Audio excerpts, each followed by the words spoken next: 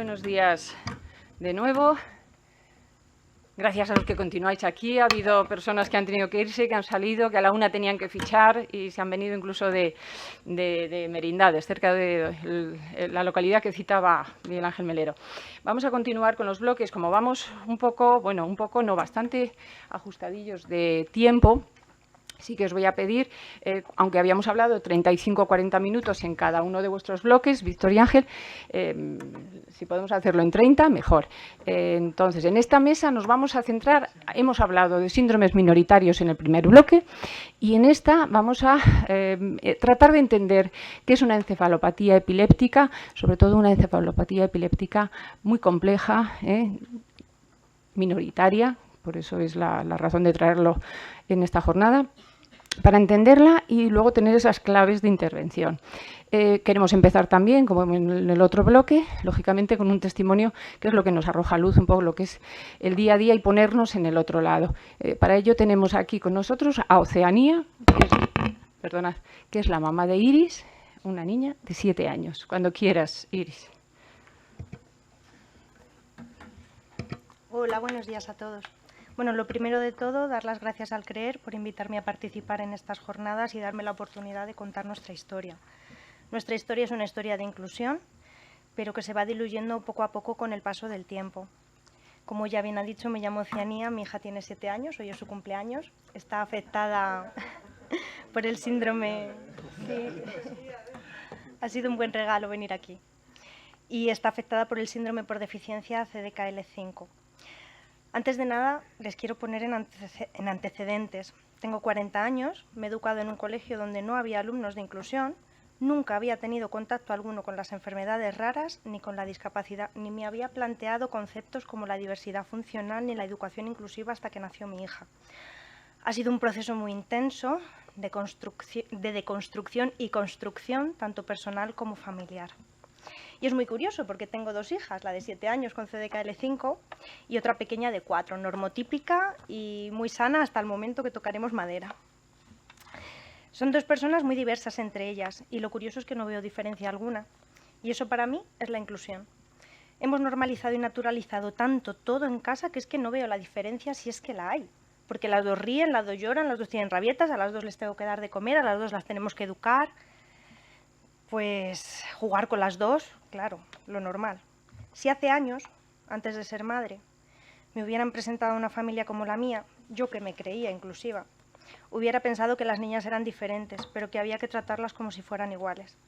Y a día de hoy sé que son iguales, pero tienen necesidades diferentes. Y ese cambio que ha ocurrido en mi mente es el que, según yo, en mi opinión, se debería trasladar a la escuela. Y para eso el primer paso es estar. Es que en todos los colegios debería haber alumnos de inclusión. Porque la teoría es muy bonita y está muy bien, pero lo difícil es aplicarla cuando hay desconocimiento, cuando no conoces a alguien en esa situación. Después de tener a mi hija, del permiso de maternidad, pues claro, yo tenía que volver al trabajo y la matriculamos en una escuela infantil, la mejor que nos pareció, que nos gustó y nos gustó mucho por su proyecto educativo. A mayores pertenecía a un colegio de inclusión, pero ese no fue el motivo de matricularla allí. Allí la profesora dio la primera voz de alarma. Me dijo en repetidas ocasiones que la niña no estaba adquiriendo los hitos en el desarrollo según la edad, ni se sentaba, ni fijaba la mirada, ni hablaba. Bueno, yo acudía al pediatra con mi niña, le decía lo que me había dicho la profe, la miraba de arriba abajo, me decía, esta niña está bien, es que no todos los niños son de libro. Y nunca me quiso, le restaba importancia a todo, es que me decía que la niña estaba bien. Gracias a esta profesora, que se mantuvo muy firme en su posición, pues fui muchas veces al pediatra y ya no me acuerdo si en la 10ª o así nos derivó a atención temprana. Me dijo literalmente que por pesada, porque no le pasaba nada a la niña, pero bueno, ahí estábamos. Y aunque el diagnóstico tardó 4 años y pico en llegar, gracias a esa profesora mi hija tuvo, desde el primer momento, la atención correcta que necesitaba, tanto fuera de la guardería como dentro. Siempre hubo muchísimo interés por su parte en la comunicación, tanto con la familia como con las terapias externas, para ayudar el máximo posible a la niña. Y la comunicación es vital y forma parte de la inclusión, sobre todo en un colectivo como el de las enfermedades raras. Por ejemplo, la ceguera cortical, que es común en CDKL5, significa que tus ojos ven bien, pero cuando llega la imagen al cerebro no la interpreta correctamente. Y eso claramente repercute en el rendimiento escolar. Es necesario saberlo. Mi hija participó, dentro de sus capacidades, en todas y cada una de las actividades del primer ciclo de infantil. Asamblea, música, patio, almuerzo, aunque el suyo era triturado, control de esfínter, la sentaban igual que a todos los demás, aunque por razones obvias no se consiguió. El villancico de Navidad, la fiesta de fin de curso. Y con respecto a sus compañeros, pues cabe decir que todos somos inclusivos, desde que nacemos por naturaleza. Yo no creo que ningún niño se hubiera dado cuenta que mi hija tenía necesidades educativas especiales. Estaba perfectamente integrada. Gracias a todo este trabajo de los 3 primeros años de vida, pasamos al colegio de mayores, en las mejores condiciones posibles según las capacidades de la niña. Pero en segundo ciclo de infantil las cosas son más complicadas. Los ratios suben. Hay 25 niños por clase. A cada niño le tocan de su profe 20 minutos. Si eres alumno de inclusión, ocupas 2 plazas, te tocan 40 minutos. Claramente insuficiente. Y encima los PTs no son obligatorios en educación infantil, con lo importantísimos que son. Aquí también hemos tenido mucha suerte, porque el colegio motu propio considera que el PT es una figura esencial y ellos lo aportaron. También complicó las cosas la epilepsia. Por aquel entonces no se la habían detectado y aparte del sufrimiento que conlleva padecerla sin medicación alguna, pues influía mucho en el aprendizaje. A lo mejor creíamos que la niña había aprendido algo y lo perdía. Dábamos 2 pasos para adelante y 3 para atrás. Y bueno, si poníamos el aprendizaje en la balanza siempre íbamos hacia adelante, pero muy despacio. Aquí la solución estuvo en el factor humano. Por un lado, las 2 tutoras que tuvo en infantil y su PT hicieron de la inclusión una realidad. Suplieron el trabajo de una T inexistente. Su PT también trabajó audición y lenguaje, y todas ellas realizaron materiales adaptados para la niña. Además, hubo también mucho interés por la comunicación entre las terapias externas, la información médica. No lo pudieron hacer mejor por su parte. Y por otro lado, en cuanto a las niñas y los niños de clase, pues la inclusión ha sido espectacular, eso ha compensado muchísimas cosas. Todos han aceptado a mi hija de forma natural tal cual era. Y hombre, yo no estaba ahí dentro del colegio para verlo, pero eso se nota mucho en los cumpleaños. Yo puedo ver a mi hija sentada en la mesa de un parque merendando con todos sus amigos como si fuera una más. Puedo ver cuando se van a jugar a los columpios, como los niños paran los columpios y paran a los niños que hay alrededor para que ella se pueda subir. Y es que además le dan su tiempo y su espacio de forma natural, no hay que estar diciéndoles nada. Como detalle, os quería contar que en terapia ocupacional a mi hija le da miedo gatear por un tubo, o subirse al columpio, o tirarse por un mini tobogán. Pero un sábado cualquiera, en un cumpleaños, en un chiqui park, de estos que tienen la estructura que llega hasta arriba, hasta el cielo, con un tobogán que gira en espiral, que pasa por un tubo, que cae en una piscina de bolas, bueno, pues las amigas de mi hija la cogen de la mano, suben todas hasta arriba más felices que todas las cosas, se tiran por el tobogán, baja abajo y baja feliz y disfrutando, con música y con ruido, en un sitio que a ella le da miedo. Y es que hace más la sociedad, la inclusión, la fuerza del grupo, que una sesión de terapia ocupacional, que la necesitamos. Pero es que, por ejemplo, los niños en clase cuando cantan la canción del abecedario, mi hija se la sabe y se la aprende mucho mejor que un adulto enseñándole las letras. Si a todo esto le sumamos que nos invitan a participar en un estudio voluntario sobre CDKL5 sin epilepsia y en la primera prueba médica descubren que la niña tenía epilepsia, pues entonces todo mejora muchísimo porque la empezamos a medicar, mejora en la motricidad fina, gruesa, atención, comprensión, en el habla, en todo. Aunque no se le quita porque es fármaco resistente, pero bueno, mejoramos bastante. Y en ese estado pasamos a primero de primaria, que es el momento actual en el que estamos, y aquí ocurren muchas cosas. Primero que yo ya tengo puestas las gafas de la inclusión, que había empezado en un nivel muy bajo. Y no porque no tuviera valores o empatía, sino porque es que a veces desconocemos el mundo que nos rodea y es que no caemos en la cuenta de las cosas, así de simple. Y también ocurre que pasamos a educación combinada. Vamos 3 días a su cole de siempre y 2 días al colegio de educación especial. ¿Por qué? Pues porque de otra forma no sería justo para la niña, sería injusto, porque no hay suficientes recursos para cubrir las necesidades que ella necesita.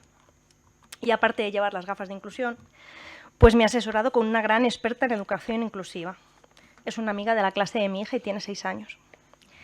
Estábamos en un cumpleaños, de estos del Chiqui Park, y me preguntó que por qué Iris no había ido al colegio el jueves y el viernes. Yo le expliqué pues, que iba a un colegio de educación especial. Y ella me dijo, ¿por qué se la llevan? Que a mí ahí me dio un volco el corazón. Dices que la echo de menos, con lo difícil que es hacer amigos, teniendo en cuenta que mi hija tiene pocas habilidades sociales.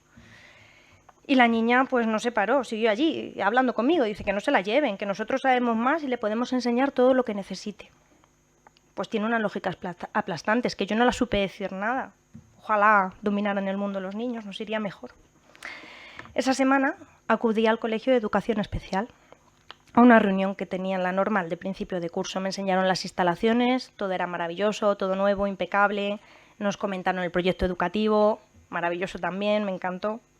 Pero con esta conversación bien fresca en la cabeza, al final de la reunión me dijeron los horarios de la niña. Y el jueves por la mañana la llevan a la biblioteca. Pues en su cole de siempre hay biblioteca. Y aparte que cuando yo salga de los coles no voy a ir a una biblioteca de inclusión ni a una biblioteca especial, voy a ir a una biblioteca municipal. Entonces pensé que se podía dar en su cole. Luego hay recreo, patio con almuerzo, que eso ocurre en todas partes. Y el proyecto educativo después en clase es Pucelandia, conocer su provincia. A través de ese proyecto va adquiriendo conocimientos. Y pensé que eso fácilmente se lo podían dar también en su colegio de siempre. Llegamos al horario del viernes y tienen estimulación en el cole especial. Eso que en los coles ordinarios llaman aula de psicomotricidad. Además que como la vi ese día, dije, fíjate, igual que en el otro cole, con los mismos materiales. Patio y recreo, almuerzo, y después, bueno, lo después es maravilloso, es que llega la Orquesta Sinfónica de Castilla y León, que tiene con ellos un proyecto de musicoterapia que además funciona fenomenal. No puedo poner ninguna pega, ¿verdad? Pues es que en su colegio, como actividad extraescolar, hay una escuela de música y movimiento. Luego también podríamos desarrollar allí ese proyecto. Y es que desmedicalizar, normalizar y naturalizar también es inclusión. Porque ¿por qué los niños con necesidades educativas especiales tienen que ir a musicoterapia y no a música? Si cuando yo vaya a un concierto voy a ir a un recinto ferial o a un auditorio. Estimulación sensorial, la necesitamos, tenemos que hacerla. Pero yo lo que quiero es ir al Museo de Ciencias a ver una película en el planetario. Y el miedo al planetario solamente se quita yendo al planetario, sabiendo que te vas a meter en una sala oscura, que la película proyecta luces y sonidos. Y es la única manera que vamos a tener de hacerlo. Tendría muchos ejemplos así. Yo siempre pongo también de ejemplo el más casero, el de abrir un yogur. Porque ¿cómo se aprende a abrir un yogur? Pues abriendo un yogur. Está muy bien que practiquemos la pinza con las pegatinas y que las pongamos en muchos sitios, pero cuando tú tienes un yogur ahí enfrente y tienes hambre, ahí hay una motivación para hacer la pinza que casi la tenemos, porque hay hambre. Y la motivación es importante. Llevar una vida normalizada hace que la inclusión sea natural y real. A veces pienso que fácilmente complicamos la vida y que qué complicado se nos hace hacerla sencilla. Como dicen aquí en El Creer, no hay una receta mágica para todos. Este solamente es el caso de mi hija y la casuística es infinita. Pero todos los casos tienen soluciones con voluntad y recursos, que es básicamente por lo que se nos deriva al cole de educación especial. En su centro hay voluntad, la familia tiene voluntad también, pero no hay recursos. Y termino hablando de la hermana de Iris. Ella no entiende por qué no puede ir al colegio de educación especial. Quiere estar con los amigos de su hermana, como siempre. Y de forma indirecta le estamos lanzando un mensaje, le estamos diciendo cuál es su lugar en la sociedad y cuál es el lugar de su hermana. Y eso es algo que deberíamos plantearnos a la hora de tratar temas tan importantes para vivir en una sociedad más concienciada y más igualitaria. Y esta es nuestra historia. Gracias.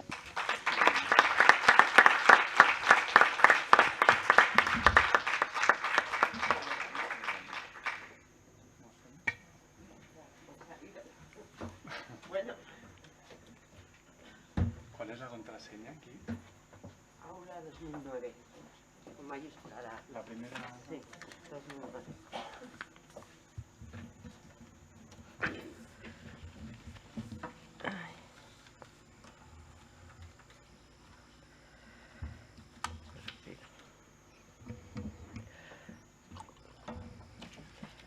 No sé si tenía aquí tu... Presenta corto. Sí, Ángela porque Ledo, no lo neurólogo. tengo. Bueno, pues a continuación seguimos con Ángela Aledo Serrano, es neurólogo en el Hospital Rubens Internacional de Madrid. Vale, pues suficiente.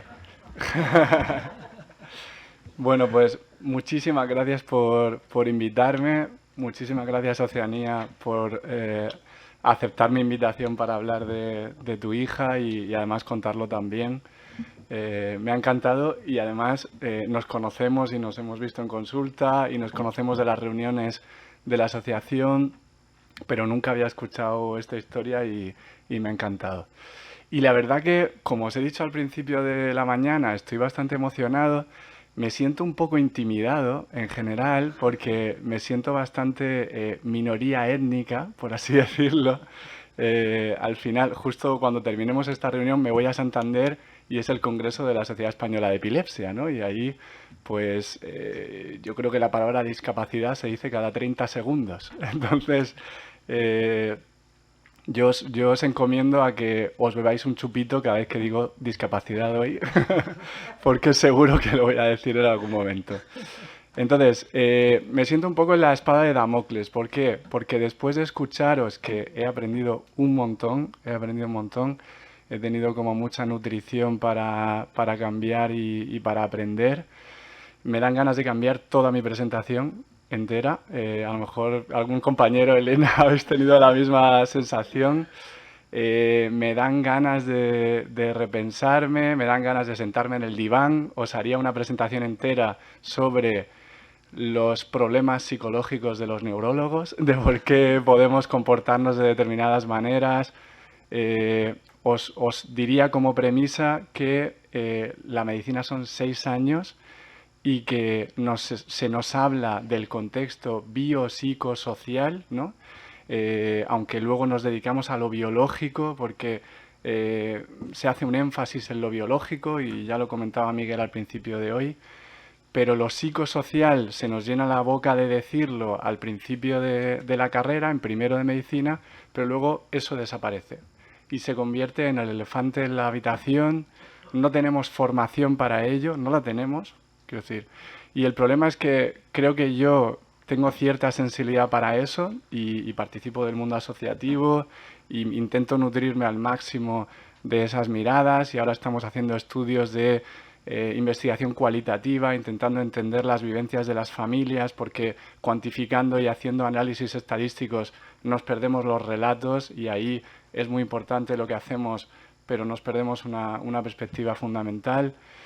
Pero creo que yo solo llego a saber que no sé. O sea, mis compañeros ni siquiera saben que no saben sobre toda esta parte educativa. Creo que yo más o menos me asomo a saber que no sé. Entonces, ese es como mi primer filo. El otro filo es que me apetece contaros lo que hago y me parece que mi trabajo es apasionante, es bonito y creo que hacemos cosas que impactan y que son útiles, ¿vale? Entonces, esa parte me la dejo al principio y voy a contaros un poco en qué consiste nuestro trabajo, ¿no? Que parte de la biología y parte de las etiquetas y vamos a ver cómo eso podemos de alguna manera hacer que transpire y se una con lo que hemos hablado hoy durante el resto de la jornada. Entonces vamos a partir de esta situación, ¿vale? Nos movemos a un escenario de un hospital. Es un bebé de 5 meses que después de 2 días de una vacuna, esto es típico de una epilepsia infrecuente, el síndrome de Dravet, después de una vacuna tiene un estatus epiléptico. ¿Qué es un estatus epiléptico? Una crisis epiléptica que no cede, dura más de 5 minutos. Normalmente las crisis epilépticas son cortas. Aparece una crisis y se autolimita, desaparece en 30 segundos, 1 minuto, 1 minuto y medio, 2 minutos. Para los padres nunca es ese tiempo porque parece infinito, pero es ese tiempo, es 1 minuto, 1 minuto y medio. Cuando aparece un estatus epiléptico después de una vacuna, en un niño, un bebé que hasta ese momento había sido completamente sin ningún problema de salud, empieza un nuevo relato y es el relato de lo que llamamos encefalopatía epiléptica. Vamos a poner ese nombre, es una etiqueta, como estamos comentando, las etiquetas creo que las necesitamos porque necesitamos un vocabulario y necesitamos utilizar conceptos con los cuales nos entendamos, pero tenemos que ubicarlos, ¿vale? Entonces, la epilepsia la tiene el 1% de la población. O sea, 1 de cada 100 personas tiene epilepsia. Esto es muchísimo, quiero decir, si vamos caminando por una calle de una gran ciudad, vamos a ver seguro a alguna persona con epilepsia, porque 1 de cada 100 personas tiene epilepsia. Pero hay diferentes tipos de epilepsias, ¿vale? Y la epilepsia al final es un paraguas muy amplio, es un diagnóstico, un grupo de enfermedades. Y tenemos las epilepsias focales, que son las más frecuentes, tenemos las epilepsias generalizadas, que son las segundas más frecuentes, y luego tenemos lo que llamamos encefalopatías epilépticas y del desarrollo. Vamos a ver por qué metemos ese matiz del desarrollo o del neurodesarrollo. En inglés se dice development, entonces en español lo hemos traducido directamente como desarrollo. Podríamos debatir si eso es correcto o no, pero al final está sancionado un poco por el uso, ¿no? Estos son del 10 al 15% de las epilepsias, o sea que una de cada 1000 personas tiene una encefalopatía epiléptica y del desarrollo, entre las cuales está CDKL5, mutaciones en CDKL5, como tiene Iris, pero hay muchas otras. Son epilepsias que llamamos raras, pero sumadas todas dan uno de cada 1000, ¿no? ¿Qué es esto de encefalopatía epiléptica? Cuando vemos un diagnóstico de encefalopatía epiléptica, ¿eso qué significa? Pues encefalopatía es enfermedad del encéfalo, del cerebro, o sea que es una cosa totalmente grosera, es decir, es muy poco riguroso. Simplemente hay una enfermedad en el cerebro, ya está. ¿Y qué significa epiléptica? Que suponemos que tiene que ver con la epilepsia, es decir, es un cerebro que estaba sano y como ha desarrollado epilepsia, por culpa de la epilepsia, está teniendo dificultades en el neurodesarrollo, en el aprendizaje, en la cognición social, etc. Perdonad que se me pasa a veces la diapositiva sola. ¿Qué significa encefalopatía del desarrollo? Pues significa encefalopatía del desarrollo cuando... bueno, estos conceptos tienen que ser súper difíciles de decir por vuestra parte. Las encefalopatías del desarrollo es cuando la enfermedad del cerebro no está producida por la epilepsia.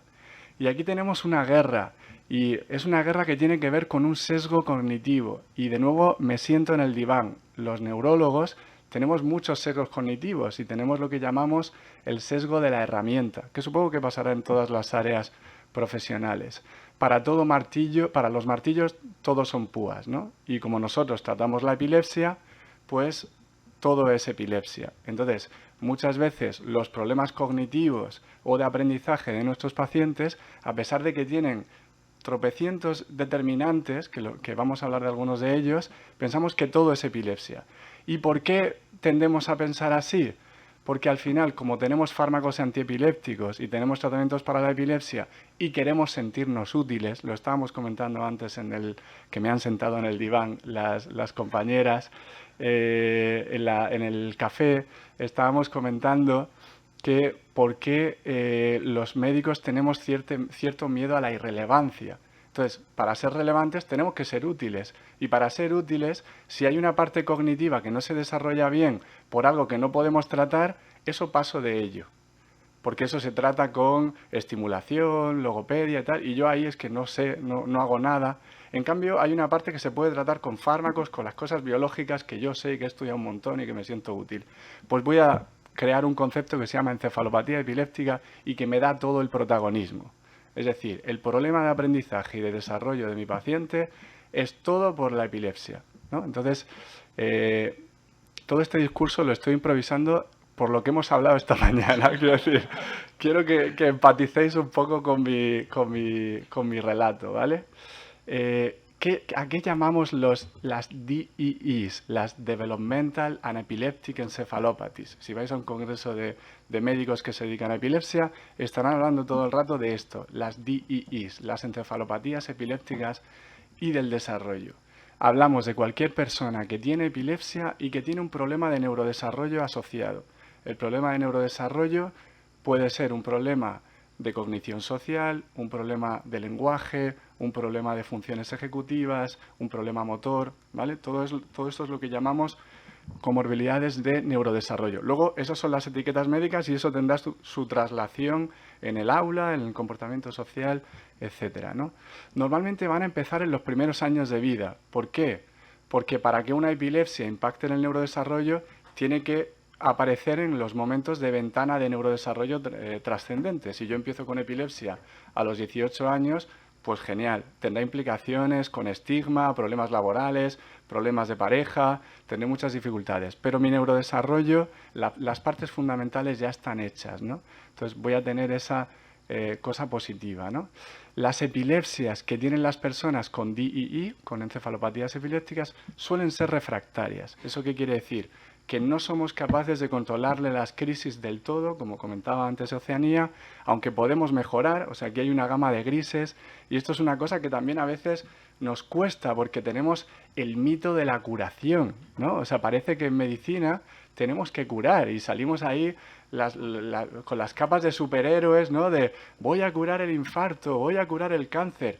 La mayoría de enfermedades no se curan, es que no se curan. Lo que ayudamos es a tener algo más de calidad de vida y a ver en un gradiente de matices que no están ni en el blanco ni en el negro en la mayoría de casos. Esto es la neurología y son la mayoría de especialidades, aunque lo revistamos todo de cuentos bélicos, ¿no? Que parece que utilizamos mucho las metáforas bélicas en medicina, de que vamos a vencer al no sé qué, ¿no?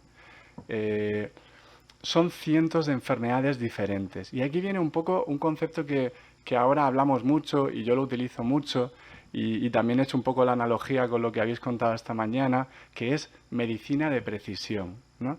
La medicina de precisión es, en vez de torturar a mi paciente para que entre en un cajón de enfermedad, que es un cajón más o menos general, cajón autismo, cajón encefalopatía epiléptica, cajón trastorno del lenguaje.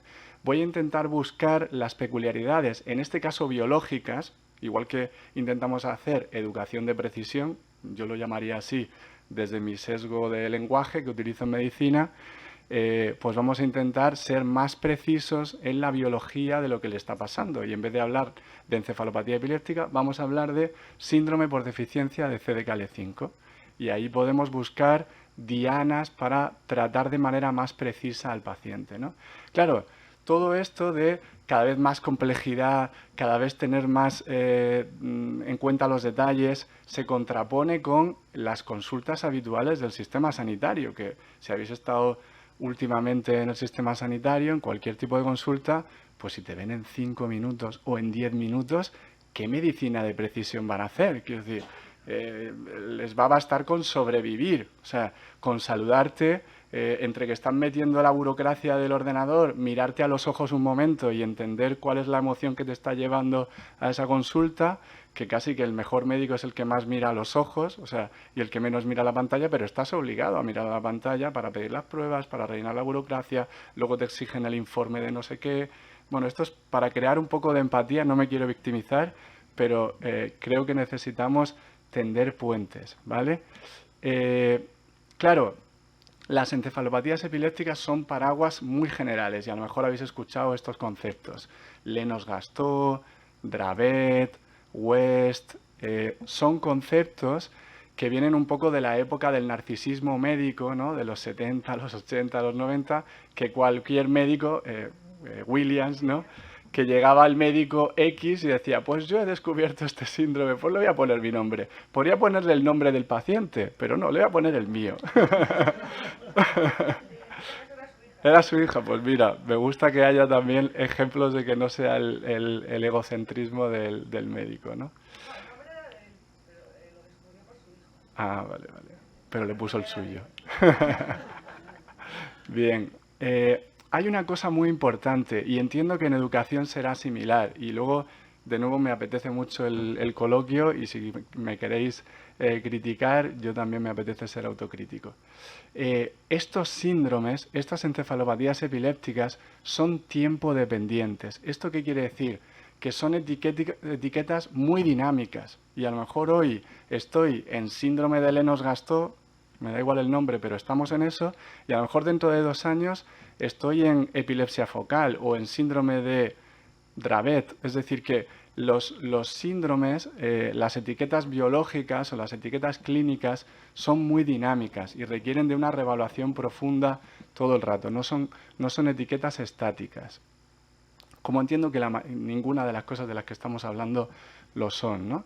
Entonces, las personas con epilepsia pueden entrar en una encefalopatía y pueden salir de ella. ¿Esto qué quiere decir? Que la epilepsia está siendo muy agresiva, le empeora la situación cognitiva, el aprendizaje, la relación con el entorno y puede volver a mejorar. Fijaos, esto por ver una imagen un poco más gráfica. Nosotros normalmente tenemos un foco epiléptico, que sería donde pone focal la zona roja con las flechas, ¿no? Hay una zona del cerebro que está hiperfuncionando. El cerebro tiene una conectividad que es caótica. Esto que estaba hablando Miguel esta mañana, hay millones de conexiones que funcionan de una manera caótica y mega compleja. Pero a veces por un problema biológico, por un problema en los canales iónicos, en las corrientes eléctricas del cerebro, etcétera, hay una zona que hiperfunciona, descarga de una manera sincrónica y pierde el caos del resto del cerebro que hace la complejidad y el funcionamiento cognitivo. Si este foco que produce epilepsia consigue invadir, estoy utilizando el símil bélico, pero en este caso nos funciona, consigue invadir el resto del cerebro, altera, ¿no?, y hace que el resto del funcionamiento cognitivo no funcione bien. Entonces, si nosotros conseguimos tratar eso, podemos revertir el proceso de encefalopatía epiléptica y la cognición y el neurodesarrollo de esa persona no se altere. La parte de la derecha son las ondas que vemos del electroencefalograma. Yo se lo tiendo a enseñar a las familias, me dicen, yo no entiendo nada, pero yo creo que es gráfico y es interesante y es importante de ver para entender que si la zona de la izquierda del electroencefalograma son unas ondas planas que con rayas más rápidas y luego aparece una punta onda que llamamos generalizada porque se sincroniza todo el cerebro, un cerebro que descarga de manera sincrónica al mismo tiempo no puede producir ninguna conexión con el entorno. Es decir, tendré que poner algún tratamiento para ayudarle, ¿no? ¿Cuáles son las causas de la epilepsia? ¿Cuáles son las causas de la encefalopatía epiléptica? ¿Y cuáles son las dos principales pruebas que van a buscar estas causas? Que nos consigan dar una etiqueta biológica que nos ayude a poner tratamientos de precisión, ¿no? Esto es un poco lo que queremos hacer, medicina de precisión. Pues son los estudios genéticos y la resonancia magnética, ¿vale? Y el problema es que a veces el sistema no da las resonancias de calidad suficientes o los estudios genéticos de calidad. Entonces, a veces las familias tienen que pelearse y buscar recursos y preguntar. Justo además en la última reunión de la Asociación de CDKL5 que fue aquí el año pasado en noviembre, que vinimos aquí, se hablaba de que más del 90% de las personas con CDKL5 no están diagnosticadas. Es decir, no se les ha hecho el estudio genético. Entonces, no estamos sabiendo la base biológica del problema que le ocurre, entonces no le podemos tratar con precisión. Se han quedado ahí en esa etiqueta general de encefalopatía epiléptica que muchas veces no nos sirve de mucho, ¿no? Aquí de nuevo, en esta diapositiva, me siento en el diván y esto es epileptocentrismo, ¿no? O sea, hemos puesto la epilepsia en el centro. Como yo me dedico a la epilepsia, pues la coloco donde es mi diapositiva, pues la pongo en el centro y hablo de que la epilepsia tiene un impacto en otras muchas áreas. Eso es cierto, pero también es al revés. Las otras áreas influyen en la epilepsia. La epilepsia influye en el sueño, esto lo sabemos también del caso de Iris, influye en la conducta, influye en el aprendizaje, influye en problemas articulares y de los huesos, influye en lo digestivo. Hay estreñimiento, empeora la epilepsia. Hay epilepsia, empeora el estreñimiento. Esto que hablan de el eje intestino-cerebro, que diríamos, ¿qué tiene que ver el intestino con el cerebro? Muchísimo. Y esto lo vemos y yo creo que los padres lo tienen clarísimo, ¿no? Claro, el problema es que esto te lleva a una panoplia de especialistas infinitos en los cuales los padres a veces, yo creo que se sienten, y luego que cuente también Oceanía su visión, sienten un poco perdidos, ¿no? ¿Y quién toma responsabilidad de mi hijo si me ven 8 especialistas diferentes y cada uno te manda al siguiente? No, pues esto es del no sé qué, esto es del digestivo, esto es del traumatólogo, esto es del no sé qué. Bueno, a veces se nos llena la boca mucho de multidisciplinariedad y a veces eso significa disolución de la responsabilidad. ¿Quién se responsabiliza finalmente de esa persona con epilepsia? Porque si le están viendo muchos y cada uno le da la pata para adelante para que el otro especialista le vea, o sea que estos son las dos caras un poco de la moneda, ¿eh? Obviamente es necesario que esos especialistas le vean, pero no de una manera desgajada. Luego tendría que haber una interlocución para tener planes conjuntos, ¿no? Y esto también lleva muchas veces a terapias extra, ¿no? Y que muchas veces el propio sistema no las financia y son los padres los que tienen que estar buscando recursos externos, ¿no? Logopedia, fisioterapia, neuropsicología, terapia ocupacional. Mirad, el 99% de los médicos terminan la carrera de medicina a los 6 años, e incluso a veces la residencia de neurología, que tiene más que ver todavía, sin saber lo que hace un terapeuta ocupacional. Esto es así, ¿eh? Quiero decir, y esto yo lo he aprendido pues porque me he acercado al mundo asociativo, porque he preguntado a los padres, porque me he interesado y he hablado con otros profesionales, pero no vivimos un poco atomizados o no lo sé cómo decirlo, a lo mejor separados de estas otras profesiones que son completamente fundamentales, ¿no?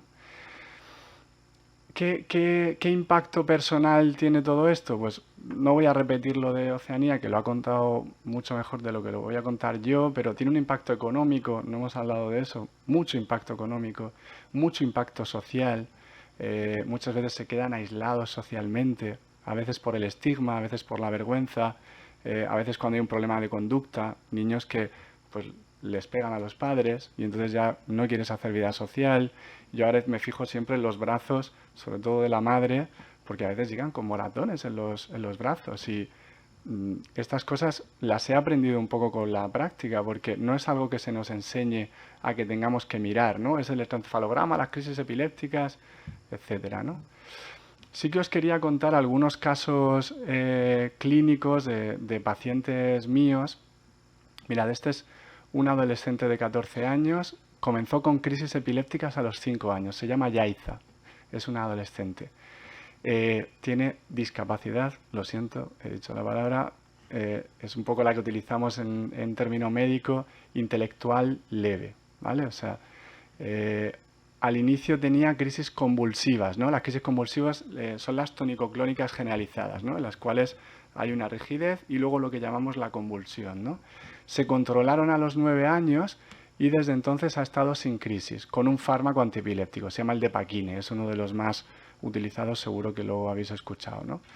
Los padres me vienen a la consulta porque en el último mes los profesores refieren que está menos atenta en clase, que no realiza los ejercicios y que parece que siempre está ensimismada, ¿vale? Esto es una situación que muchas veces viene desde el centro educativo. Son ellos los que lanzan un poco la alarma, ¿no? Y eso, a veces hay un poco de loss in translation, ¿no? Porque pocas veces hablo con los del centro educativo, a veces les llamo y se asustan en plan, ¿por qué un neurólogo me llama a mí? ¿Qué ha pasado aquí, no?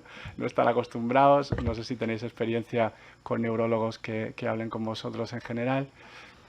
Entonces, claro, cuando hay un problema cognitivo o un problema de aprendizaje, los 4 factores o los 4 ámbitos que solemos mirar son estos 4. Una posibilidad es la epilepsia, porque no tiene convulsiones, pero puede tener otro tipo de crisis. Hay unas crisis que llamamos crisis de ausencia o crisis con pérdida de conciencia. Y puede ser que está ensimismada, Yaiza, porque su conexión con el entorno es fluctuante. Se mete en ausencia, se mete en conexión con el entorno. Y podrían decir, no, es que está ensimismada, o no le interesa, o es que no se esfuerza, o es que se aburre, ¿no? Que son las típicas cosas que nos dicen. ¿Cómo podríamos estudiar eso? Con un electroencefalograma, lo comentaremos ahora. Pero a veces es por los fármacos. A lo mejor es el ácido valproico que en vez de estar quitándole las crisis, le está produciendo efectos adversos y le genera menor atención, menor función ejecutiva, menor conexión con el entorno. Y fijaos que el tratamiento es el opuesto. En uno será bajar fármaco, el otro será subir fármaco. Fijaos lo importante que es que tengamos esto claro. La otra posibilidad es que sea por la causa de la enfermedad, es decir, a veces es el problema genético o el problema que hay por debajo el que está causando un problema de aprendizaje. Y luego hay otros factores. A veces hay que le están haciendo bullying en el cole por su diversidad, o su mejor amigo del cole se ha cambiado a otro cole y ahora tiene menos conexión y entonces está, o el profesor ha cambiado, o miles de cosas, ¿no? O estaba en el verano muy acomodado, empieza el curso y de repente no se siente como con la capacidad adaptativa, ¿no? A ver, esto es muy importante. Hay una cosa que llamamos la brecha de implementación y es que las pruebas diagnósticas, que son muy básicas, el electroencefalograma se descubrió en 1920. A veces hablamos de que queremos hacer un gran desarrollo tecnológico, meter a nuestro sistema en el siglo XXI. Bueno, pues electroencefalograma de 24 horas, hacer registros de 24 horas, de media hora, de una hora, no vamos a ver esas ausencias que fluctúan, no las vamos a ver.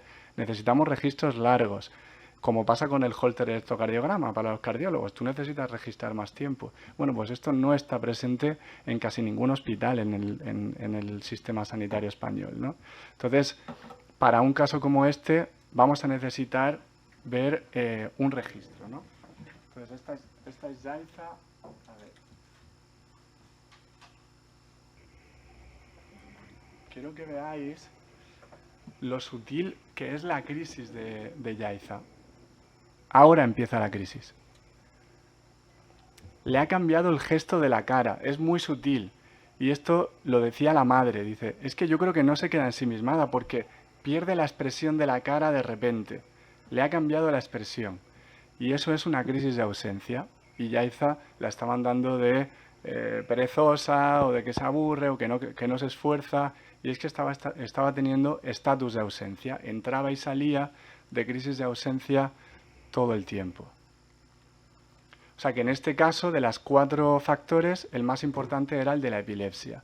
Y esto es muy importante porque un gran porcentaje de personas que pensamos que están controladas de la epilepsia, si les hace un registro largo, como pasó en el caso además de Iris, ¿no? Que ella incluso le decían que no tenía epilepsia hasta que le hicieron un registro largo, no puedes diagnosticarlo y no puedes tratarlo, ¿no? Esto es medicina de precisión, ¿no? Vamos a un segundo. Niño de 4 años. Gracias. Niño de 4 años. Este niño se llama Daniel. Comenzó con crisis con fiebre y sin fiebre a los 4 meses. Desde que se pautó ácido valproico de nuevo, y en este caso con otro fármaco, clobazam, no ha tenido más crisis. Tenía un diagnóstico de atrofia cerebral difusa, luego resulta que en realidad es que tenía la cabeza grande, no tenía un cerebro pequeño, y eso era algo familiar. Simplemente fue medirle la cabeza a la madre y ver que era hereditario y no era nada malo. Se había sospechado el síndrome de Dravet, pero el test genético había salido negativo, ¿no? Claro, lleva mucho tiempo sin crisis y ya han cambiado un poco las prioridades. Y ahora los padres, antes venían a la consulta, pues un poco con el drama y con la angustia de las crisis epilépticas, ahora como las tiene controladas, pues obviamente sus prioridades y sus ambiciones han cambiado, ¿no? Y vienen más pidiendo mejor situación cognitiva, más capacidad de aprendizaje, más conexión. Entonces, lo evaluamos en la unidad de desarrollo. Nosotros tenemos colegas de las diferentes áreas de neurodesarrollo, neuropsicología, logopedia, etcétera, en nuestro centro, y también colaboramos con centros externos. En este caso fue con un centro que se llama Neuroped, con el que colaboramos, y se hace un diagnóstico un poco de la situación. Se ve que tiene una cierta disfunción ejecutiva, menor atención, algunos problemas motores, etcétera. Y de nuevo nos vemos en nuestro eje.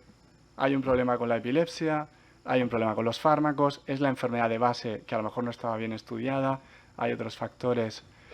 Bueno, hay una cosa, y es que a los médicos nos cuesta mucho quitar medicación, mucho. Y esto yo creo que es algo que los que habéis ido a consultas de neurología seguro que lo habéis vivido, ¿no? Entonces, a veces de prescribir, es decir, quitar fármacos, nos cuesta. A este paciente, a Daniel, le quitamos el clobazam y de repente empezó a estar mucho más interactivo, más atento, quitándole solo una pastilla, seguía con el valproico.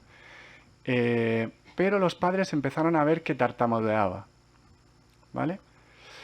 Y aquí tenemos algo que a mí me gusta mucho, un concepto que se llama la prescripción en cascada, que es que los médicos, y esto yo creo que pasa y está estudiado, que cuanto menos tiempo tiene el médico, más fármacos pone. Es decir, tú le quitas 5 minutos de consulta a un médico, tiene más posibilidades de poner un fármaco. Cuanto más tiempo tiene un médico para hablar con la familia, para entender los problemas realmente, para profundizar, para ver las pruebas, más probabilidad tiene de quitar fármacos, porque al final va a encontrar soluciones más complejas que ese acto automático de poner una pastilla, porque tenemos esa equivalencia que se nos ha enseñado un poco de síntoma-pastilla, ¿no? Y a veces el propio paciente y las propias familias vienen pidiéndote la pastilla, Quiero decir que yo creo que esto no es una conspiración no conspirada, como a mí me gusta decir. O sea, yo creo que es todo el mundo tenemos un poco esta enseñanza de que los síntomas requieren fármacos. TDAH, pues metilfenidato, ¿no? Cuando a lo mejor hay una complejidad ahí mayor. Y hay una cosa que también me gusta mucho, que es el concepto de prevención cuaternaria. La prevención cuaternaria es prevenir el manejo de la incertidumbre del médico. El médico es una persona que tiene que trabajar muchísimo con incertidumbre, y el neurólogo muchísima incertidumbre, pero somos súper rígidos. O sea, nos cuesta muchísimo manejar la incertidumbre, pero claro, si tú le estás dando a un alumno el azucarillo de que eres el mejor del instituto, el mejor de la universidad, el mejor de la selectividad y no sé qué, y es el camino trazado y no te vas ni de Erasmus porque no quieres bajar tus notas, ¿cómo le vas a pedir luego que sea una persona flexible, con mirada amplia, intentando cambiar las relaciones y ser más horizontal con las familias? O sea, nos cuesta mucho. Entonces, el acto automático de poner un fármaco es mucho más fácil. Entonces, esto es muy importante y ese es el concepto de prevención cuaternaria, que tenemos que hablarlo de manera importante. Entonces, volvemos a Daniel y tenemos a Daniel con un tartamudeo. ¿Qué hacemos? ¿Qué hacemos con Daniel y su tartamudeo? Pues le hacemos un electroencefalograma también. No sé si se escucha. Mira, un pingüino. ¿Cómo hace el pingüino? Sí. ¿Y eso? Ahora habla Daniel.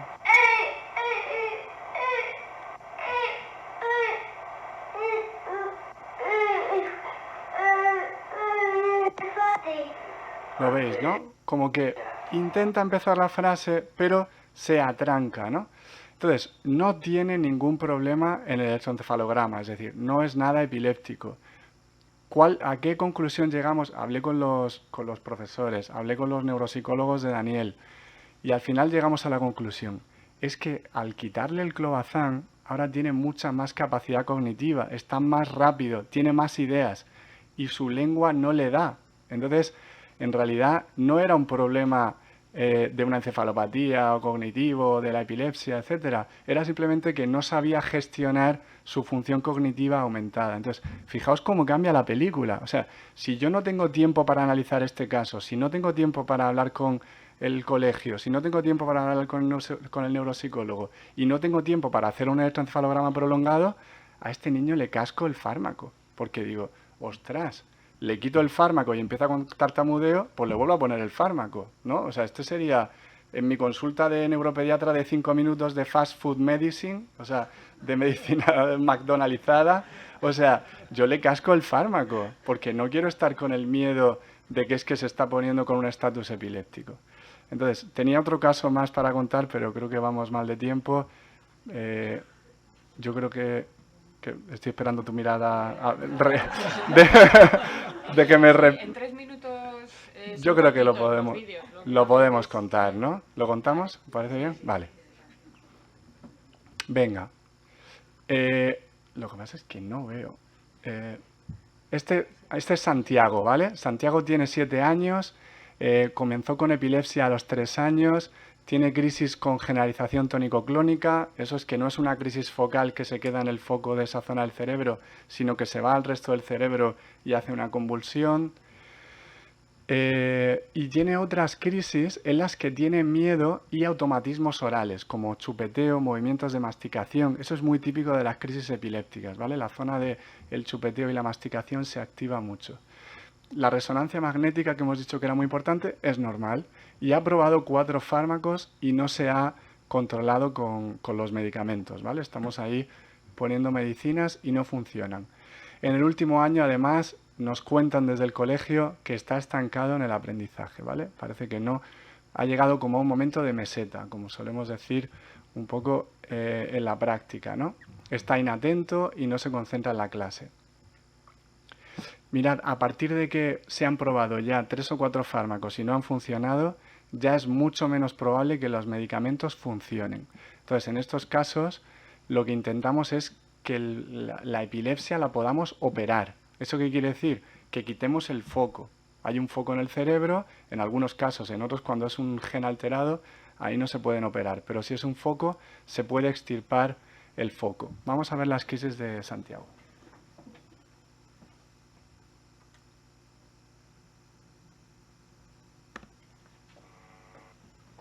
son crisis que vienen del sueño. Entonces, al venir del sueño, en el sueño es donde hay procesos de aprendizaje, de plasticidad neuronal. Entonces, grita. Eso es una crisis. ¿Vale? Claro, esto, si no haces un registro, dirías, son pesadillas, terrores nocturnos, ¿no? Que es una cosa relativamente frecuente en las personas con epilepsia que se maldiagnostiquen de eso, ¿no? Y vamos a ver esta.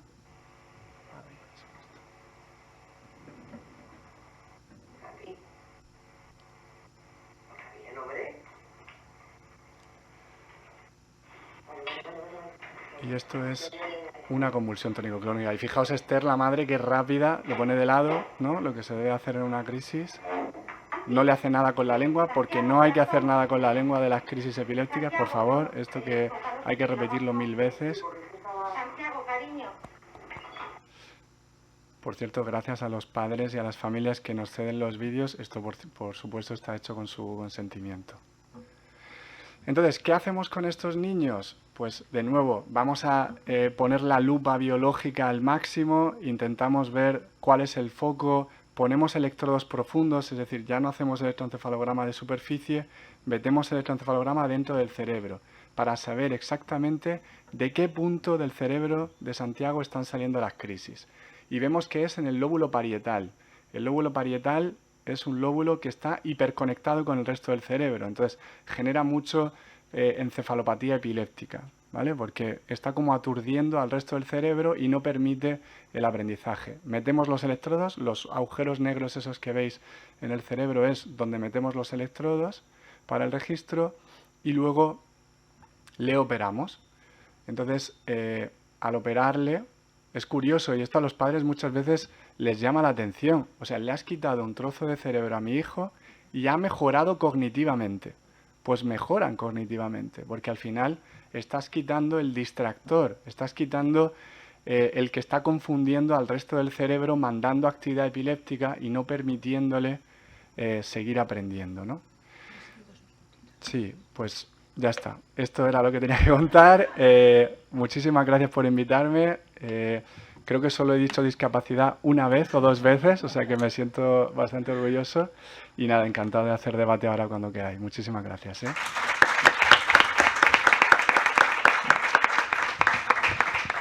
Gracias, Ángel. Y bueno, perdonad, y también a Víctor, perdonad por el tiempo, que estaríamos encantados, ¿verdad?, de seguir, y bueno, se nos va a hacer muy cortito todas. Bueno, tenemos ahora a Víctor, más centrado en la parte de intervención educativa, pero también le tenemos como experto también en el otro ámbito, pero también con manejo de epilepsias y conociendo de cerca casos. Él es doctor en Ciencias de la Educación de la Universidad Complutense de Madrid. Su tesis se centró en alumnos con necesidades educativas especiales, exactamente en síndrome de West y otras encefalopatías epilépticas, que ya sabemos lo que es, gracias a Ángel, y el juego. Es funcionario del Cuerpo de Maestros de Pedagogía Terapéutica de la Comunidad de Madrid y trabaja en un equipo en Villanueva de la Cañada. Es profesor asociado también en el Departamento de Estudios Educativos de la Facultad de Educación de la Universidad Complutense de Madrid y tiene publicaciones en torno a necesidades especiales asociadas a epilepsia, síndrome de West, a desarrollo de juego simbólico en niños con necesidades especiales, artículos, bueno, pues que yo creo que lo ha repensado él antes, aunque luego también lo obliguemos, con todo lo que llevamos dicho, a repensar también muchas cosas. Cuando quieras, Víctor, 30 minutos, si es menos, nos da más tiempo a comentar. Gracias. Muy bien, muchas gracias, buenos días, gracias por esta acogida. La verdad que está siendo, lo he comentado antes, a las personas que lo han estado organizando, que me parece que ha sido unas jornadas bastante interesantes y que está todo muy entrelazado y está bastante bien. Entonces, por ello, pues bueno, enhorabuena. Y bueno, pues yo os vengo aquí a hablar principalmente de atención temprana, intervención en las etapas tempranas. Como bien se ha dicho, trabajo en un equipo de atención temprana. Soy maestro en pedagogía terapéutica y de los de vocación. Y bueno, pues busco intentar mejorar los mecanismos de intervención para que los niños que presenten algún tipo de dificultad de su desarrollo, algún tipo de diversidad funcional, puedan ir avanzando. Bueno, realmente en la propuesta lo que pretendo es bueno, establecer una idea general. Vamos a partir de unos principios. Esos principios van a ser el modelo ecológico y el modelo transaccional, modelo interactivo. Bien. Unas motivaciones, que es en la propia intervención, una intervención lúdica, mezclada con, evidentemente, intervención específica, pero dentro de ese ámbito, el ámbito lúdico, y luego una estructura que es necesaria para todo el desarrollo del aprendizaje. Esta estructura, este desarrollo de principios, motivaciones y estructuras fue desarrollado directamente por Brunner. En base a eso, y hace ya muchísimos años, ¿verdad? En base a eso vamos a intentar construir esta propuesta, que pretende conectar igualmente, bueno, pues esos aspectos relacionados con el desarrollo en los niños con este tipo de diversidad, con las necesidades educativas que presentan, y a partir de ahí justificar el por qué intervenimos de esta forma en los primeros momentos del desarrollo, ¿vale? Bueno, en esta primera parte pues no me voy a detener mucho, principalmente porque no soy experto y porque hemos tenido aquí a grandes expertos, sobre todo uno, evidentemente. Bueno, pues acercarnos un poquito al mundo de la epilepsia, las clasificaciones, las características, también nos puede llevar al sector educativo a entender qué está pasando, ¿verdad? De ahí, bueno, todo esto lo ha comentado ya Ángel, que consideremos una encefalopatía epiléptica como esa actividad, ¿verdad?, en la que se produce una epilepsia que deja un pozo, ¿verdad?, en el cerebro que trastoca el desarrollo del niño. Pues incluía ese concepto de cognición y ese concepto de comportamiento, pero hay mucho más, porque el niño no es pues un conjunto de estructuras parceladas, ¿verdad? Y ahí vamos, pretendemos ir acercándonos a un conjunto de encefalopatías epilépticas, así llamadas desde el ámbito clínico, médico, ¿verdad? Aquí tenéis algunas, ya han salido también: el síndrome de West, el síndrome de Lennox-Gastaut, Dravet, Utajara, Icardi, y bueno, pues otras encefalopatías como CHD2 o como CDKL5, como hemos hablado, o GENA1, por ejemplo. Evidentemente no voy a hablar de ellas porque no es mi cometido, pero sí que voy a intentar sacar un patrón que a mí me viene, o a nosotros nos viene muy bien, para poder desarrollar unas necesidades educativas y poder hallar la mejor forma de intervenir en los primeros momentos del desarrollo. Tenemos que entender que bueno, pues los niños con encefalopatía epiléptica tienen un patrón muy cercano a la diversidad funcional cognitiva, y van a venir términos médicos, ¿verdad?, porque lo he querido anclar también. Procesos sensoriales alterados, procesos cognitivos alterados, básicos y superiores, atención, memoria, percepción, evidentemente funciones ejecutivas, ya anteriormente se ha ido comentando, dificultades en la comunicación y el lenguaje, dificultades de cognición social, que también el doctor anteriormente ha citado, y un patrón de retraso motor, de unas alteraciones motoras generalizadas. Bien, si además nos vamos al perfil de aquellos niños que no tienen una causa tan sintomática, tan estructural, tan metabólica, ¿verdad?, que en el que, bueno, pues el origen de su epilepsia es más desconocida, pues también nos encontramos con estas dificultades un poquito más, bueno, pues más paliadas, más difuminadas, pero que sí que siguen apareciendo. Por ejemplo, conocemos que hay dificultades en el procesamiento visual, algunos síndromes como el síndrome de West, rasgos compatibles con trastorno del espectro autista. Es más, muchos niños que son identificados con trastorno del espectro autista, luego miras su historial y tienen algún, bueno, pues algún punto relacionado con la epilepsia, con algún tipo de síndrome, etcétera. Limitaciones en el funcionamiento ejecutivo, sobre todo en el tema de la memoria de trabajo, según estudios, dificultades en la comprensión del lenguaje, y luego nos situamos también en las dificultades en el aprendizaje, que ya también conocemos que, aunque muchas veces se nos van del ámbito de la educación infantil y de repente llegan a primaria e impactan. Es nuestro deber trabajar desde la educación infantil para intentar que no impacten de esa forma en primaria, como pueden ser los trastornos en la lectura, en la escritura, en el cálculo, etc. Con lo cual, sabemos que estos peques tienen un rendimiento académico mucho más bajo. Bien, dependiendo de cada caso, por supuesto. Entendiendo esto, vamos al ámbito que tiene más que ver con mi trabajo, ¿verdad? Como educativo, ¿verdad? Que es el ámbito de las necesidades educativas especiales. He intentado englobar una serie de necesidades ya en alguna publicación y sobre todo en el trabajo formativo entre los equipos, las escuelas infantiles, las casas de niños con las que trabajamos. Y esto sí que considero que es importante, tener en cuenta que un niño con estas características tiene necesidad de explorar el entorno. Es necesario que explore dentro de sus posibilidades. Hay que hallar la fórmula para intentar ver siempre un poquito más. ¿Qué puede hacer más?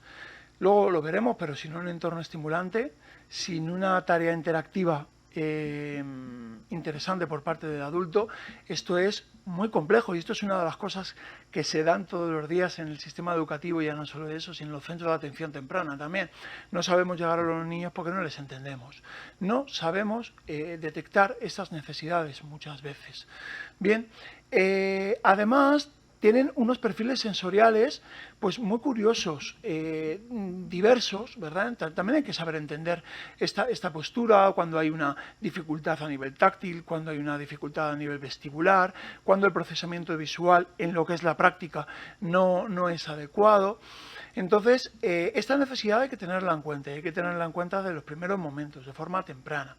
Igualmente, todos aquellos aspectos que tienen que ver con los procesos cognitivos de atención, memoria, bueno, pues funciones ejecutivas que tienen que ver con tareas de monitorización del error, que tienen que ver con tareas de flexibilización, de planificación, y hay que detectarlas cuanto antes, porque esto va a ayudar al niño a poder afrontar la tarea. Muchas veces nos encontramos con niños, lo hemos citado anteriormente, lo habéis hablado anteriormente, en la educación infantil nos interviene, pues es que o sea, tenemos que dar una vuelta al sistema. O sea, es que entre los 0 y los 6 años ocurren muchas cosas. Entre los 0 y los 2, entre los 0 y los 4, ocurren cosas maravillosas para el cerebro. O sea, la mayoría de la constitución del cerebro se realiza en esa edad. Entonces, tenemos que trabajar tempranamente, tenemos que dar importancia a la educación infantil con estos niños, porque es que es la forma de alguna forma que ellos se incluyan en la sociedad, puedan tener una mejor calidad de vida y un desarrollo lo más saludable posible. Esto es fundamental. Bien. Otros aspectos relacionados con las necesidades es general, es que aquí no lo veo bien, pero no pasa nada porque podemos citar aspectos relacionados con la comunicación, las necesidades de desarrollar una correcta intención comunicativa, dificultades relacionadas también con el desarrollo del lenguaje, en aquellos que tengan el lenguaje. Estamos hablando de niños muy chiquititos. Nosotros trabajamos con niños de 3 añitos, 2 añitos, ¿vale? Si ya en una situación de normalización en el desarrollo los niños se retardan al hablar, evidentemente aquí también tengamos un poquito de paciencia. Entender ese proceso y esas necesidades es fundamental para luego intervenir de forma adecuada. Los procesos motores, importante también. Procesos relacionados con la manipulación, procesos relacionados con el desplazamiento, procesos relacionados con la coordinación. Muchas veces hacemos paquetes y decimos directamente los niños tienen problemas motores y ya está. Hay que diferenciar un poco dónde está en cada uno de ellos la dificultad para poder adaptar la actividad. Y luego también aquel aspecto que tiene que ver con la autoestima y el autoconcepto. Hay algunos neuropsicólogos, Portellano habla de este aspecto en relación con la epilepsia. Es muy importante el ámbito emocional del niño, porque hay casos donde evidentemente la cognición o la comprensión de la propia enfermedad o de las propias necesidades se antoja imposible, ¿verdad? Pero en otros casos sí que existe una conciencia de lo que está sucediendo, ¿verdad? Tanto en una como en otra hay que cuidar mucho este ámbito emocional.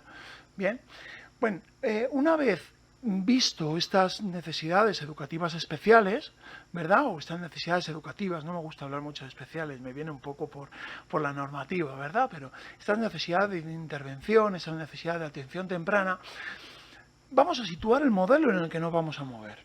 A mí me parece muy interesante, y al conjunto de mis compañeros, hablar del modelo de Michael Guralnick. El modelo de Michael Guralnick es un modelo que cambia un poquito las premisas de la intervención en la infancia que tenemos hasta ahora, dándole prioridad a estos aspectos a la hora de intervenir más cognitivos y motores, ¿verdad? Y cambiarlo por unos aspectos más comunicativos e interactivos. Tiene mucho que ver con lo que los compañeros anteriormente han estado hablando desde el primer momento. Es necesario para intervenir trabajar en base a un contexto, en base a un entorno. Y en el entorno se trabaja a través de la comunicación y a través de la interacción. Sabemos que interaccionando, los modelos de Samaroff, interaccionando, el niño eleva el nivel de motivación. Además de elevar el nivel de motivación, podemos intercambiar muchas situaciones de aprendizaje. Esto se podría hacer mucho mejor, se va empezando a hacer, lo llevamos sabiendo hace muchísimo tiempo, pero muchas veces nos seguimos anclados en ese modelo anterior. ¿Qué hace Guralnick? Nos dice, para trabajar con un modelo de atención a la infancia, con cualquier niño, pero principalmente con aquellos niños que tienen ese tipo de diversidad, es necesario contemplar 3 aspectos. En primer lugar, la interacción entre padres e hijos, que los profesionales nos apartemos. Anteriormente las compañeras han estado comentando esto y me parece importantísimo. Somos un elemento que está para ayudar a la familia y al niño, para dar soporte, para dar modelos, para acompañar, para seguir, para fortalecer, para empoderar. En ningún caso estamos para ser protagonistas. Bien, hasta ahora todos los enfoques cognitivos, conductistas anteriores, enfocaban la relación en base a una relación muy de estímulo-respuesta, ¿verdad? No necesitamos eso con la infancia y sobre todo con estos peques, no necesitamos esto. Necesitamos introducir a los papás en las escuelas, dentro de lo que nos dejan, que es muy poco, introducir a los papás o introducirnos en su propio hogar, colaborar en entornos comunes. Esto es fundamental. Generar entornos estimulantes. ¿Cómo podemos potenciar el aprendizaje de un niño en un entorno no estimulante? ¿Qué hemos estado haciendo hasta ahora? Reflexionar sobre esto es fundamental. Y luego un tercer aspecto que muchas veces olvidamos y que en el ámbito de la epilepsia, igual que en otro tipo de diversidades, cobra muchísimo sentido. Es el de salud y seguridad. Es importante que un niño esté lo más sano posible según su condición, dentro del entorno, y lo más seguro posible, porque son condiciones fundamentales para poder afrontar el aprendizaje. Si yo le tengo al niño en una situación que es totalmente artificial, el niño no va a poder anclar determinados aprendizajes, no va a estar seguro. Bien, si yo intervengo con el niño en momentos en los que él no está preparado, podemos hablar de momentos de crisis. Tengo compañeros a lo largo de mi vida profesional que he visto, no, es que ahora este peque me toca a mí, tenemos que trabajar. Bueno, acaba de salir de una crisis muy gorda. Tiene que descansar, o tiene que andar, o tiene que compartir un ratito con el adulto, o vamos a tener en cuenta esto, ¿vale? Sobre todo con los más peques, que se están empezando a conocer, ¿verdad? Que todo les llega de nuevas. Con lo cual, el modelo de atención temprana no solo debe centrarse en la idea de atender a los niños 0 a 6 años, sino nos debemos centrar en un modelo de coordinación y un modelo transdisciplinar. No una idea en la que cada uno trabaje su guerra o su batalla y luego la expongamos. No, no, no. Vamos a coordinar entre los 3 ámbitos, entre el ámbito sanitario, entre el ámbito educativo y entre el ámbito social. Vamos a colaborar con los centros de atención temprana, vamos a colaborar con los neurólogos y los neuropediatras en los hospitales, vamos a trabajar con los centros de salud. Nosotros hemos empezado en el equipo de atención temprana Villanueva Cañada hace años a trabajar con los centros de salud de la zona y nos vienen muchas más derivaciones. Hay muchísima más coordinación con las familias. Se puede producir una triangulación mejor. Con lo cual, esto es importante, coordinación y transdisciplinaridad, ¿vale? ¿Qué debe contemplar la intervención? A mi juicio, esto es como muy futurista, pero esto tiene que ser como un martillo pilón. Vamos hacia esto. La familia es el primer motor de desarrollo del niño. Si sacamos a la familia de la intervención, el niño no va a avanzar tanto como debiera. No va a tener tanta calidad de vida, no va a poder implementar todos esos aprendizajes en su entorno natural. 2, trabajar los entornos naturales. ¿Cuáles son?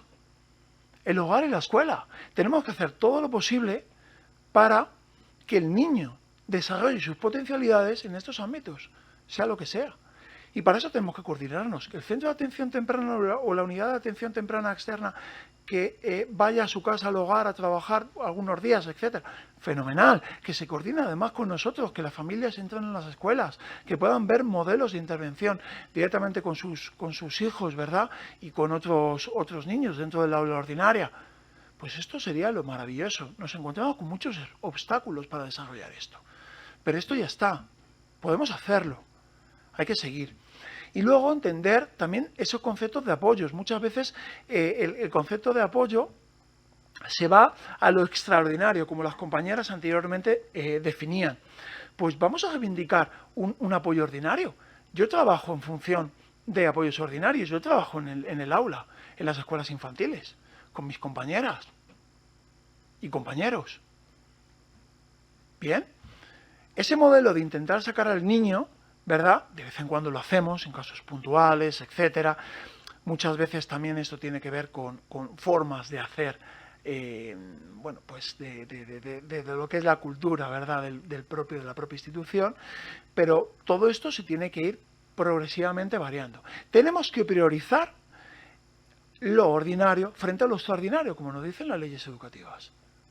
La LOMLOE igualmente va por ahí, la LOE va por ahí, ¿verdad? La LOMCE también incluía cosas de estas, en el mismo sentido que la LOE, no las quitó, no las apartó, ¿verdad? Vamos a intentar hacerlo, llevamos ya muchos años, ¿verdad? Entonces, ¿cómo se hace esto? Pues mirad, las prácticas centradas en la familia. 1, apoyo familiar. Este apoyo familiar es fundamental. 2, respeto a la toma de decisiones de los padres. No podemos ir en contra de los padres. Tenemos que intentar acompañarles en las decisiones a los padres. Está claro.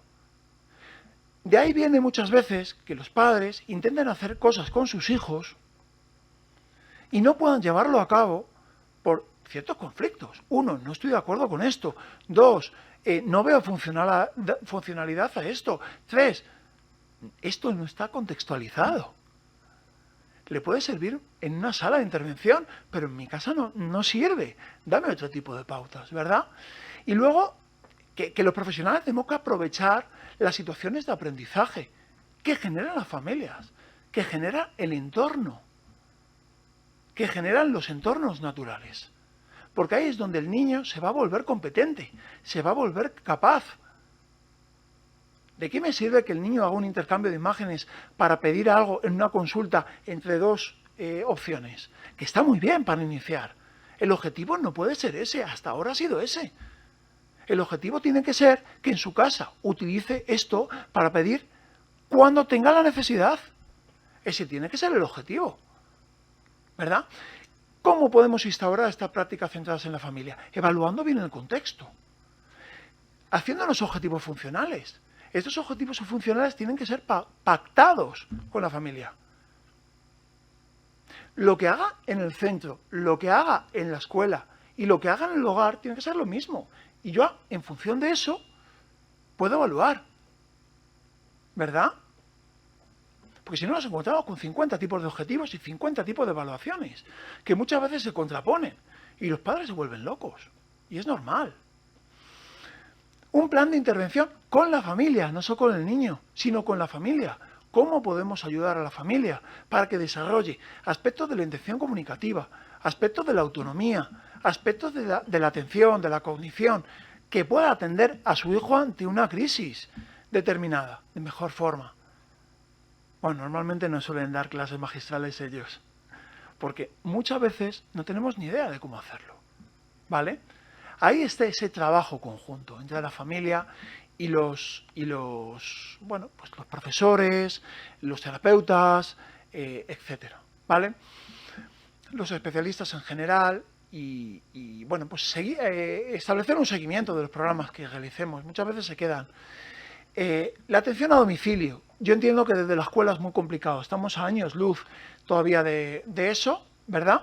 Pero sí que hay mecanismos a través de las unidades de atención temprana, de los centros de atención temprana, por ejemplo en Madrid, que tenemos centros de atención temprana, en cada provincia y comunidad se llaman de una forma diferente, pero me da igual, son apoyos externos de atención temprana, ¿verdad? Pues, bueno, pues que ellos intenten acceder en la medida posible al hogar, eso sería maravilloso. Maravilloso. En Madrid hay centros de atención temprana que ya lo hacen y que lo llevan haciendo años. ¿Vale?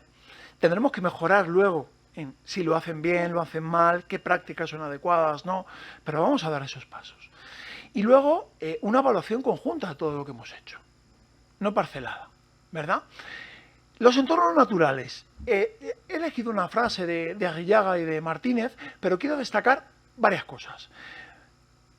En el entorno natural tenemos que ser capaces de ver los procesos que ocurren en el aprendizaje del niño. Identificar esos procesos. 2. Utilizar interacciones cálidas y segurizantes. Esto tiene que ver con la interacción. Yo me volvía, me entraban los 7 males cuando entro a veces en centros de educación especial o entro en escuelas y veo a profesoras, a profesores elevando la voz o no teniendo una conducta de respeto hacia el niño. No, el respeto es fundamental. ¿Cómo quieres que un niño aprenda si no estoy manejando los aspectos básicos de respeto y de interacción? Me pongo a su nivel, me pongo a su altura, hablo con él, intercambio, veo en qué punto está, le anticipo. Trabajo en ese sentido. A veces da la sensación de que llevamos maletas de un lado a otro, ¿verdad? Ahora te toca estar aquí. Perdonad por el vocabulario, pero me da esa sensación. Ahora va por allí, ahora le toca a L, ahora le toca a PT, ahora le toca irse a no sé cuántos kilómetros a terapia ocupacional y no cuidamos estas interacciones, no cuidamos ese entorno. Y luego, por último, el desarrollo físico, emocional, social, intelectual, el desarrollo global del niño. Todo él, todo ella, ¿vale? Y esto es fundamental para trabajar en un entorno natural. Cuidando este tipo de cosas, podemos establecer rutinas de aprendizaje que nos van a facilitar las medidas de atención, las medidas ordinarias de atención a la diversidad. Vamos a poder trabajar desde lo ordinario frente a lo extraordinario. Cuando yo ubico rutinas y delimito qué cosas son importantes, qué puedo hacer y qué no puedo hacer, puedo trabajar en base a un entorno más accesible, ¿verdad? Pues esto es importante tenerlo en cuenta. Los apoyos. Pues quitarnos de la cabeza eso de que los apoyos los dan los especialistas. Los apoyos los damos todos, ¿verdad? Fijaros, por ejemplo, para mí el primer mecanismo de atención a la diversidad, además de las familias, son los tutores. Ellos son los que empiezan a desarrollar desde el entorno natural del niño todo este tipo de aprendizaje y lo ponen en marcha. Yo me puedo pelear como PT mucho en una sala de intervención, ¿verdad?, aislada, para que el niño pues mejore su conducta motora o mejore su conducta a nivel atencional o sus procesos atencionales, mejor dicho, pero no tiene sentido si no los desarrollo como anteriormente hemos dicho en el entorno natural. son los tutores los que tienen que saber. Me ha parecido muy interesante la idea de triangular, de trabajar ese aspecto, de triangularlo, luego tener en cuenta a los tutores. Evidentemente hay que utilizar esas medidas teniendo en cuenta hacia dónde vamos, qué queremos, ¿vale? Y luego, por supuesto, unas metodologías que sean motivadoras. Antes hablaba de ese algoritmo de Brunner. 3 minutitos. Muy rapidito, ¿vale? Y luego esos aspectos más, bueno, decía la metodología de Brunner, de principios, motivaciones y estructura. Pues por ahí vamos. Una motivación, una metodología, tiene que ser un mecanismo, una herramienta para motivar al niño. Y luego tenemos, por el otro lado, un conjunto de especialistas, ¿verdad?, que tenemos que ir incluyendo, ¿verdad? Intervención. ¿Qué características tiene la intervención que yo propongo en la infancia? ¿Vale? Que he ido sacando en mi práctica educativa diaria, la de mis compañeras, intentar trabajar aspectos del desarrollo sensorial de forma preventiva desde el aula. 2. Trabajar habilidades de imitación. Ahora ya luego comentaré un poco cómo se realizan estas habilidades de imitación.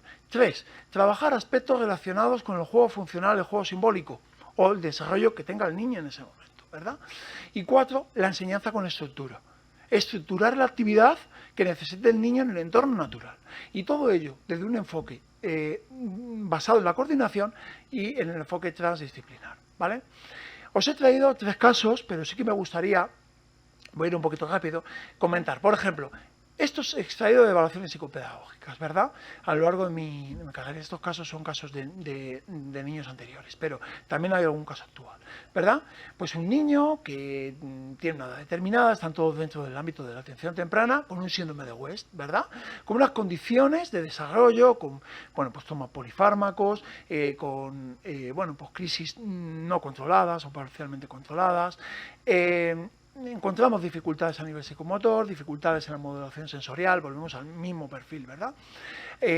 Una respuesta lenta, limitaciones en la atención y en la memoria de trabajo, ¿verdad?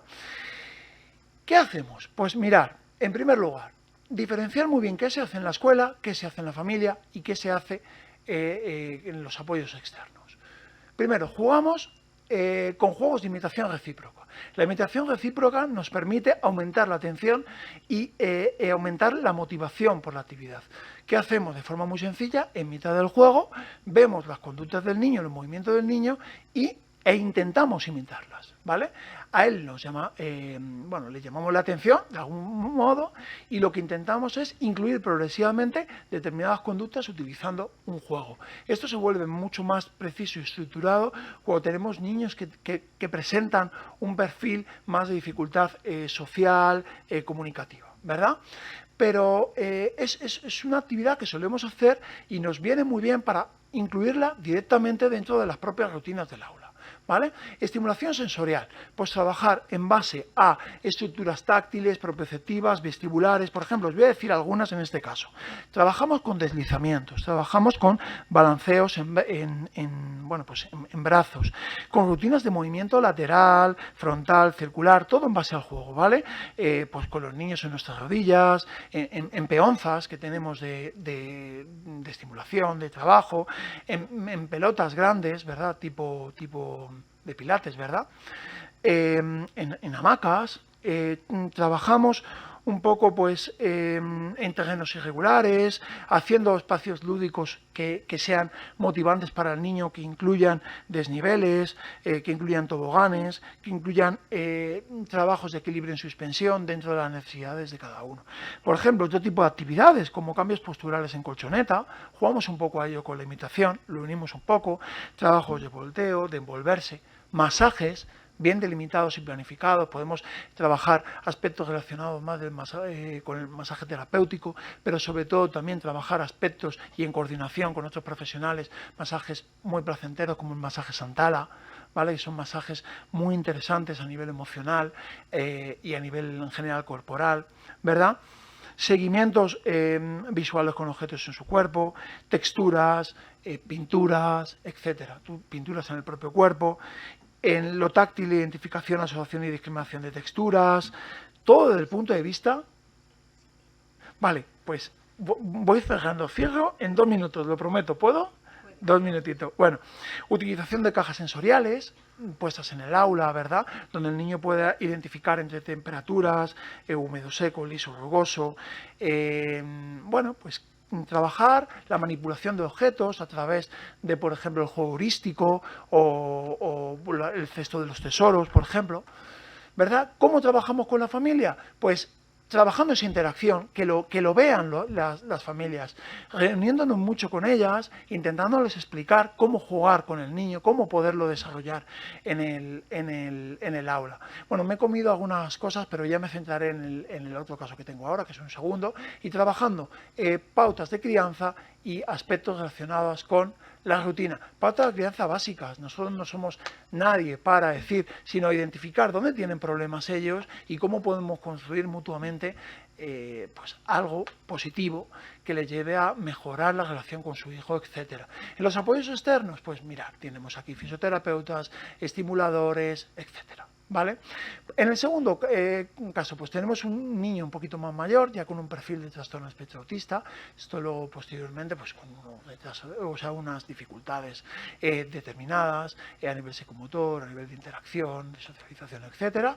¿Qué hacemos? Pues trabajamos también en base al juego con un programa que se llama Reciprocal Mediation Training, que lo que permite es trabajar de forma un poquito más estructurada esta interacción recíproca. Trabajamos en base también a esta estimulación sensorial que anteriormente os he comentado, algunas actividades de ellos. Y trabajamos en base al juego. Juego libre.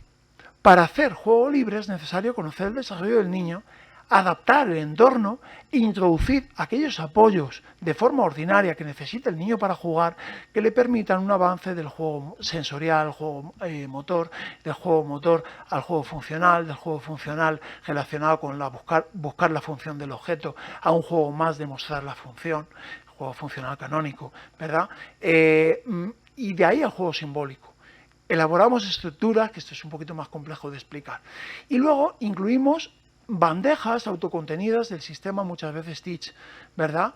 Que tienen que ver con secuenciación en pequeños pasos, autoinstrucciones, bandejas autocontenidas en formato autoexplicativo. Y nos coordinamos con la familia y nos coordinamos también con el entorno. En un caso de una peque muy cercana a mí, porque es mi sobrinita, con una dificultad mayor en todos los ámbitos de desarrollo, ya tiene un síndrome de GENA 1, ¿verdad?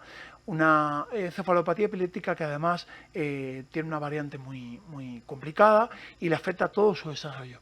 ¿Qué podemos hacer?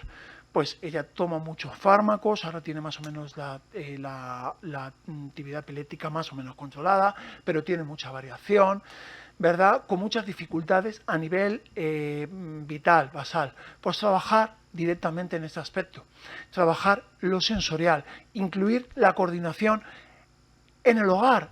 Ella se ha tirado 3 añitos de su vida hasta que ha ido al centro de educación especial en su casa. Es necesario que trabajemos en las casas. Es necesario porque hay muchos peques que no pueden ir a la escuela, se nos olvida. En las escuelas infantiles no estaban adaptadas para esta peque, ¿verdad? Con lo cual tenemos que introducir apoyos externos en ese sentido. Apoyos en la deglución, apoyos relacionados con logopedia, fisioterapia, para que no surjan malformaciones, fisioterapia respiratoria, para cada vez que ella se pone malita, pues pueda tener algún mecanismo vital para salir de la situación, etcétera. Y estimulación basal, tipo, por ejemplo, y ya que con esto termino, que se me ha ido la hojita, perdonar, como por ejemplo balanceos a nivel vestibular, cómo enseñar a las familias cómo acunar a sus peques, juegos de interacción física basados en las hormiguitas, en el cucutás, en seguimiento ocular, etcétera. Es el trabajo que tienen, porque ella está muy afectada a nivel de movimiento también, ¿verdad? Trabajar el sentido del movimiento, la vinculación afectiva ligada al movimiento. Y bueno, pues me he quedado sin tiempo, me hubiese gustado profundizar mucho más. Si tenéis alguna duda, pues bueno, aquí tenéis una bibliografía y simplemente daros las gracias por escucharme, ¿verdad? Que he aprendido mucho hoy con todos vosotros y si tenéis alguna duda, estoy aquí. Gracias. Gracias, Víctor. Tenemos el siguiente bloque. Seguro que alguna pregunta se queda. No sé si al final... algunos teníais algo... La guardamos para el final, Ángelo, para no quitar tiempo en el siguiente, porque vamos tan limitados.